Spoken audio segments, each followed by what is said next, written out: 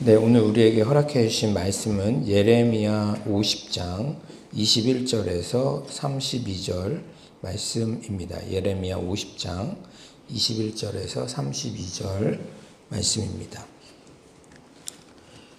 네, 저와 여러분이 한 절씩 교독하겠습니다. 이는 여호와의 말씀이니라. 너희는 올라가서 무라다임의 땅을 치며 그곳의 주민을 쳐서 진멸하되 내가 너희에게 명령한 대로 다 하라. 그 땅에 싸움의 소리와 큰 파멸이 있으리라.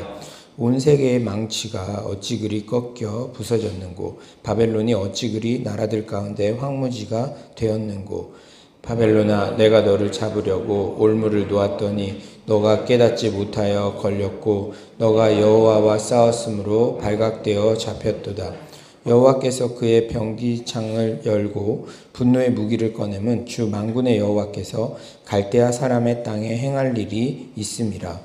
먼 곳에 있는 너희는 와서 그를 치고 그의 곡간을 열고 그것을 곡식 더미처럼 쌓아 올려라. 그를 진멸하고 남기지 말라. 그의 황소를 다 죽이라. 그를 도살하려 내려보내라. 그들에게 화 있도다. 그들의 날 그 벌받는 때가 이르렀음이로다. 바벨론 땅에서 도피한 자의 소리요, 시온에서 우리 하나님 여호와의 보복하시는 것, 그의 성전에 보복하시는 것을 선포하는 소리로다. 활 쏘는 자를 바벨론에 소집하라. 활을 당기는 자여, 그 사면으로 진을 쳐서 피하는 자가 없게 하라. 그가 일한 대로 갚고 그가 행한 대로 그에게 갚으라. 그가 이스라엘의 거룩한 자 여호와를 향하여 교만하였음이라. 그러므로 그날의 장정들이 그 거리에 엎드려지겠고 군사들이 멸절되리라. 여호와의 말씀이니라.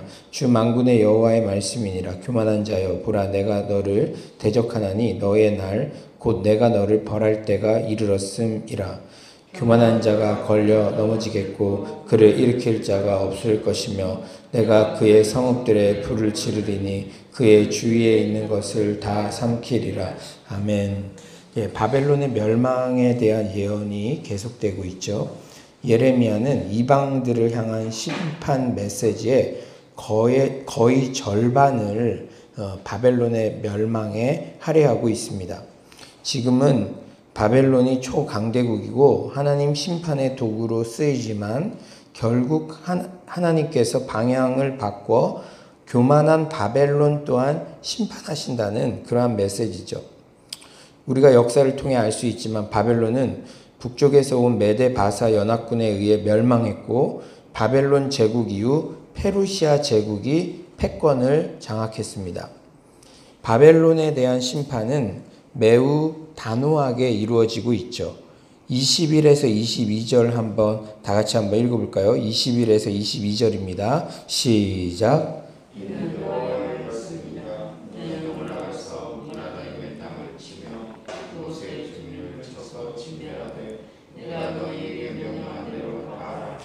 그 땅에 싸움의 소리와 큰 파멸이 있으리라. 무라다임은 실제 지명이지만 이중반역이라는 그런 뜻이 있습니다. 즉 언어 유희로 반역의 반역을 행한 바벨론을 하나님께서 심판하신다는 그런 뜻이에요. 하나님의 심판은 23, 24절에도 계속 이어집니다. 온 세계의 망치가 어찌 그리 꺾여 부서졌는고, 바벨론이 어찌 그리 나라들 가운데 황무지가 되었는고. 바벨론아, 내가 너를 잡으려고 올무를 놓았더니 너가 깨닫지 못하여 걸렸고 너가 여호와와 싸웠으므로 발각되어 잡혔도다. 바벨론이 과거에 어떻게 불렸습니까? 온 세계의 망치. 미국도 세계 질서와 안보를 책임진다는 의미에서 세계 경찰이라고 불렸던 것과 마찬가지 뉘앙스죠. 바벨론이 그토록 강력한 하나님 심판의 도구로 사용되었지만 하나님의 심판의 때가 도래하면 꺾여 부셔져 아무 힘도 없습니다. 너가 여호와와 싸웠으므로. 이렇듯 하나님을 대적하면 그 끝은 파멸이죠. 이 세상은 공중권세 잡은 자 사탄이 활개하고 있기 때문에 악인이 형통하는 것 같고 그에 비해 교회는 힘이 없고 미약하고 초라해 보일 때가 있습니다. 하지만 하나님을 대적하는 자는 반드시 멸망해요. 25절부터는 여호와 하나님의 보복을 보여주죠. 25에서 26절 우리 한번 다 같이 한번 읽어봅시다. 시작. 여호와께서 그의 병기창을 열고 분노의 무기를 꺼내문 주 만군의 여호와께서 갈대아 사람의 땅에 행할 일이 있음이라. 먼 곳에 있는 너희는 와서 그를 치고 그의 곳간을 열고 그것을 곡식 더미처럼 쌓아 올려라. 그를 진멸하고 남기지 말라. 25절 여호와께서 분노의 무기를 꺼내신다. 26절 그를 진멸하고 쌓아 올려라. 악인들이 죄악을 저지를 때, 교회를 핍박할 때 하나님께서 결코 팔짱 끼고 비껴나 계시지 않으세요. 하나님도 함께 분노하시고 반드시 보복하십니다. 하지만 우리 하나님의 자녀들이 트레이닝 받아야 할 부분이 있기 때문에 기다리시는 것이죠. 우리가 정말 힘들 때, 특히 악인들에게 고난받을 때, 그 악인에 대해 함께 분노해주는 존재만 있어도 마음에 큰 위로를 받죠. 하나님께서 하나님의 자녀인 우리에게 고통을 주는 존재들에 대해 함께 분노하고 계시고 하나님의 때에 반드시 보복하신다는 사실을 잊지 마세요. 그런데 오늘 본문에서도 이 모든 바벨론의 심판은 결국 교만의 죄 때문임을 명백히 밝히십니다. 29절에 이렇게 말씀하시죠. 활 쏘는 자를 바벨론에 소집하라. 활을 당기는 자여 그 사면으로 진을 쳐서 피하는 자가 없게 하라. 그가 일한 대로 갚고 그가 행한 대로 그에게 갚으라. 그가 이스라엘의 거룩한 자 여호와를 향하여 교만하였음이라. 우리는 바벨론의 심판의 메시지를 묵상하면서 굵직한 교훈을 마음에 새겨야 합니다. 그것은 하나님은 교만한 자를 꺾으시고 겸손한 자에게 은혜를 베푸신다는 진리죠. 특히 하나님의 도구로 쓰임받을 때 겸손함을 유지해야 합니다. 바벨론이 하나님 나라의 선민 이스라엘 백성들에게 일한 대로 행한 대로 철저히 보복을 당하게 된다고 말씀하세요. 당시 바벨론이 이 이스라엘 백성들, 하나님 나라의 선민들 트레이닝 시키기 위해서 하나님의 몽둥이로 도구로 사용됐는데 그 이스라엘 백성들을 함부로 교만하게 정말로 살육을 하고 하나님께서 허용하신 것 이상으로 그렇게 악하게 그런 교만을 행했죠. 그러니까 일한 대로 행한 대로 갚아주겠다. 지금 내가 좀 상황이 좋다고 해서 또 하나님께 쓰임받는다고 해서 그것이 영원할 수 없습니다. 우리 인생을 통해서 이렇게 배웠잖아요. 우리 인생이 항상 꽃길만 걷는 것도 아니고 항상 죽음의 골짜기 같은 곳을 걷는 것이 아니죠. 왔다 갔다 하는데 교만한 사람들은 조금 인생이 풀린 것 같고 내가 저 사람에 비해서 지금 뭐 가진 게 많고 그렇게 생각하면은 그 사람에게 하대하고 그 사람에게 대해서 겸손히 행하지 않을 때가 있는데 그것이 인간의 연약한 모습인데 그 일한 대로 행한 대로 갚으신다는 거예요. 내가 지금 저 대상에게 하는 대로 내가 그대로 돌려받는다 생각하면 우리의 생각과 말투와 행동에 더욱 신경을 쓸 수밖에 없게 되겠죠. 교만의 죄가 얼마나 큰지 31에서 32절에 다시 반복하여 강조합니다. 우리 31에서 32절 한번 다 같이 한번 읽어볼까요? 시작.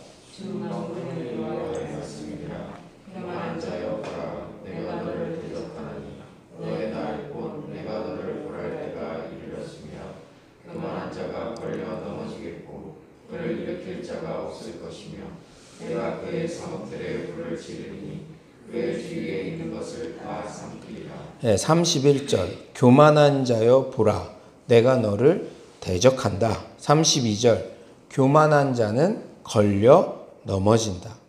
그를 일으킬 자 없을 것이다. 하나님께서 마치 선전포고 하시듯이 말씀하세요. 교만한 자여 내가 너를 대적한다. 내가 누굽니까? 하나님이. 여러분 하나님이 대적하시면 나만 할 인생이 어디 있습니까?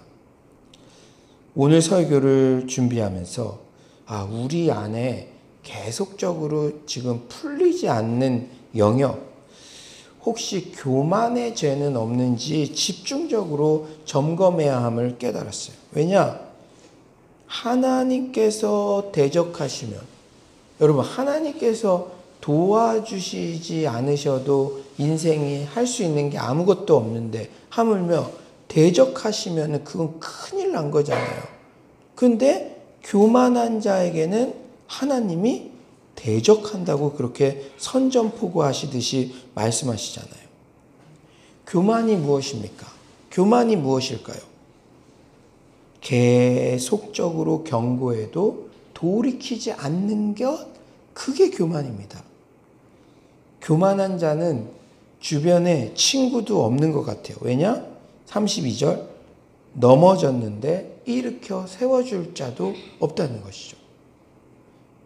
사람들이 내 주변에서 교만한 사람 좋아하는 사람은 이 세상에 한 명도 없습니다.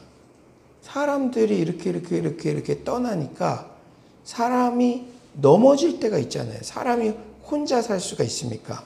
사람 임자도 이렇게 서로 사람과 사람이 기대어 살아가는 건데 지금은 혼자 살 수 있는 것 같고 그래가지고 교만을 행하면 주변의 사람들이 점점 떠나는데 그 사람이 넘어졌을 때 일으켜 세워줄 자가 없다는 것이죠.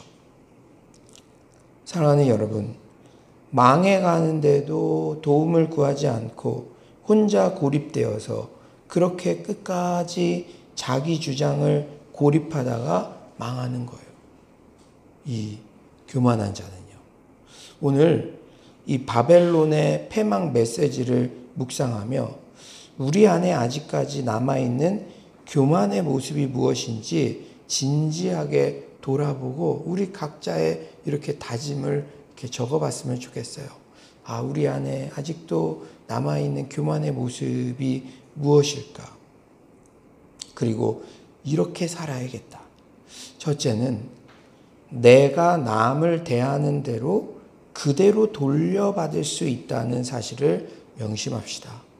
특히 사회적 약자, 소외된 자에게도 존중함으로 대하기를 애씁시다. 내가 이렇게 얘기를 하거나 행동을 할 때, 이 행동을 내가 다시 돌려받더라도 그때 나는 어떨까? 그렇게 생각을 하면 이렇게 행동하기 전에, 말하기 전에 더욱 신중하게 다시 한번 겸손하게 자기 자신을 점검할 수가 있겠죠. 두 번째로 하나님께 쓰임받는다고 해서 절대 자고하지 맙시다. 우리는 단지 도구로 사용될 뿐이죠. 그 시기에 하나님께서 하나님의 마음, 생각이 있으셔서 공동체에서든지 어떤 영역에서든지 이렇게 도구로 사용될 뿐이니까 바벨론처럼 하나님의 도구로 사용되었다가 교만 때문에 패망하는 그런 전철을 밟지 않도록 우리가 어떤 상황에서도 하나님께 쓰임받는다고 해서 절대 자고하지 맙시다. 세 번째로는 힘들 때 고개를 숙이고 도움을 구하고 주변 동료들에게 감사를 표합시다. 그리고 나는 과연 내가 넘어질 때 일으켜줄 사람이 있는가? 내 주변에 사람들이 남고 있는가? 그러한 사실들을 항상 명심하셨으면 좋겠습니다. 사랑하는 서울로 성도님들 모두 각자의 교만 억제 리스트, 겸손 리스트를 작성하여 삶에 실천하는 오늘 하루 되시기를 간절히 축원합니다. 이 시간에 이 말씀 생각하면서 우리가 함께 기도했으면 좋겠습니다. 바벨론의 패망에 대해서 절반 이상 길게 할애했는데 한마디로 교만하면 망한다는 그러한 말씀입니다. 오늘 이 새벽에 우리 안에 아직도 점검해야 될 부분, 겸손하지 못한 부분, 내가 일한 대로 행한 대로 말한 대로 내가 돌려받고 또한 우리 안에 계속적으로 경고해도 돌이키지 않는 부분은 없는지, 하나님의 도구로 사용될 때 자고하는 부분은 없는지, 내 주변에는 일으켜 세워줄 자들이 있는지, 그러한 부분들에 대해서 이 시간에 주여 한번 부르시고 기도하도록 하겠습니다. 주여, 하나님 아버지, 정말도 하나님께서 오늘도 이렇게 아버지 귀한 말씀 하나님 아버지 주셔서 아버지 정말 너무나 감사합니다. 아버지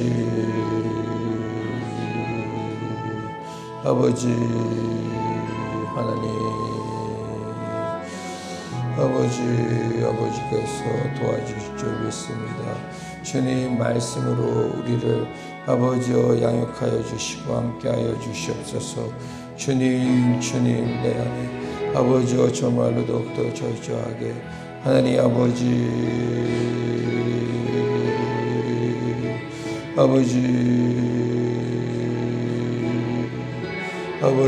하나님 인도하여 주시옵소서.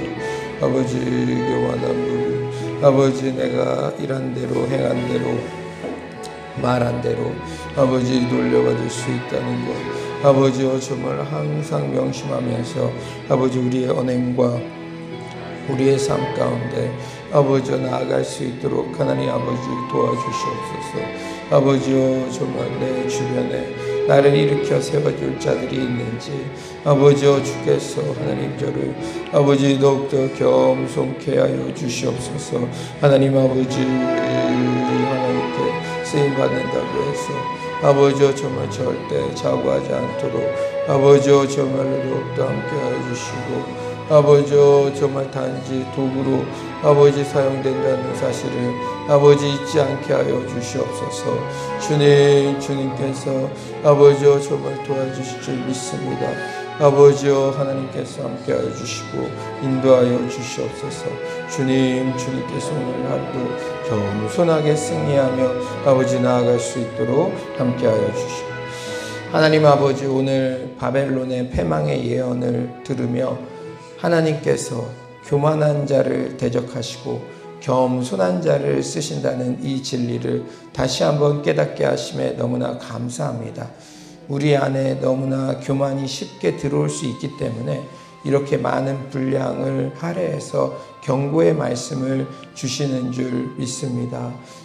주께서 도와주셔서 우리에게 지속적으로 말씀하시는 부분이 있는데 아직까지도 돌이키지 않는 부분이 있다면 주님 이제라도 돌이켜서 정말로 겸손한 자가 받는 은혜를 마음껏 누릴 수 있도록 도와주시옵소서. 하나님 내가 했던 행동과 언행과 그 모든 것들을 돌려받는다고 생각하면 우리의 모든 행동과 언행 가운데 더욱더 신중하게 이렇게 생활할 줄 믿습니다. 항상 하나님을 의식하며 행동할 수 있도록 도와주시고 주님 우리 주변에 내가 혹 넘어지더라도 일으켜 세워줄 그러한 동료들이 있는지, 나는 혹시 교만한 그러한 태도 때문에 고립되고 있는 것은 아닌지 주님 이 새벽에 진지하게 우리 자신을 성찰하며 겸손한 자가 받는 은혜를 온전히 누리게 하여 주시옵소서. 주님께서 이 코로나19의 힘든 상황 가운데도 또 우리 성도들을 기도의 자리, 예배의 자리에 나오게 하심에 감사합니다. 하나님 이렇게 고난받을 때에 우리가 더욱 겸손하게 주 앞에 납작 엎드릴 수 있도록 주께서 역사하여 주시옵소서. 주님께서 오늘도 큰 은혜 주신 감사드리며 예수님의 이름으로 기도드립니다. 아멘. 이 시간에 우리가 기도할 때요, 우리 예코부터 가스펠 청년부까지 다음 세대들을 위해서 집중적으로 기도해 주시기를 바랍니다. 그리고 특히 우리 청년들 미션홈이 다시 열려서 또 우리 청년들 신앙과 실력을 겸비하고 또 거룩하게 자라나는 그러한 세대들로 일어날 수 있도록 하나님께서 그 길을 열어달라고 기도해 주시기를 바랍니다.